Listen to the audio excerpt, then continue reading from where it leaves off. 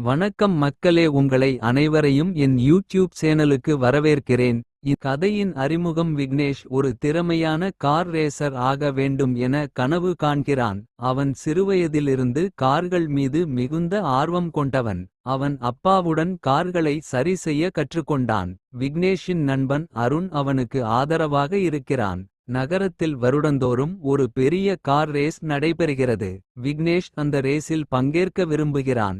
அவனுக்கு மிகுந்த பயிற்சி தேவை என்பதால் அதிகமாக வேலை செய்கிறான். ஒரு பழைய கார் வாங்கி அதை புதுப்பிக்கிறான்.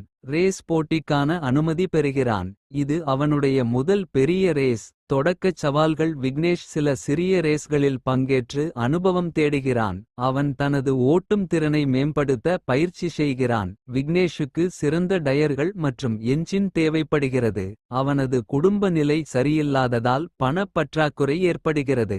நண்பர்கள் மற்றும் குடும்பத்தினர் அவனுக்கு உதவுகிறார்கள். முதன்முறை அவன் ஒரு ரேஸில் தோல்வி அடைகிறான். தோல்வி அவனுக்கு பாடமாக மாறுகிறது. விக்னேஷ் மீண்டும் முயற்சி செய்ய முடிவு செய்கிறான். அரவிந்த் என்ற முன்னணி ரேசர் அவனுடைய பிரதான எதிரியாகிறான். அரவிந்த் மிகவும் அகங்காரமானவன்.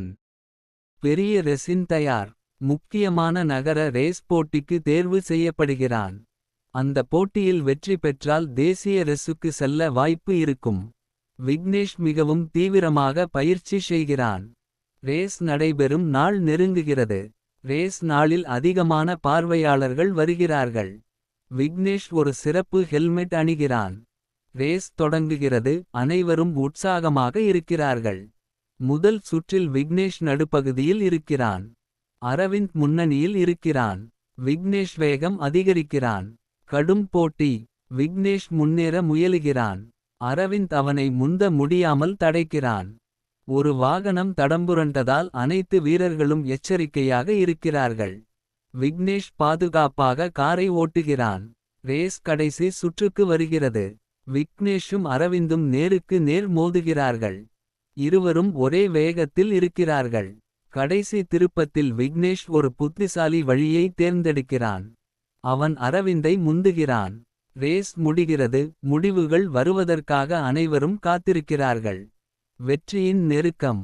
விக்னேஷ் முதல் இடத்தை பிடித்திருக்கிறான். அவன் மகிழ்ச்சியுடன் கூச்சலிடுகிறான். குடும்பத்தினர் மற்றும் நண்பர்கள் கொண்டாடுகிறார்கள். அரவிந்த் தோல்வியை ஏற்க மறுக்கிறான்.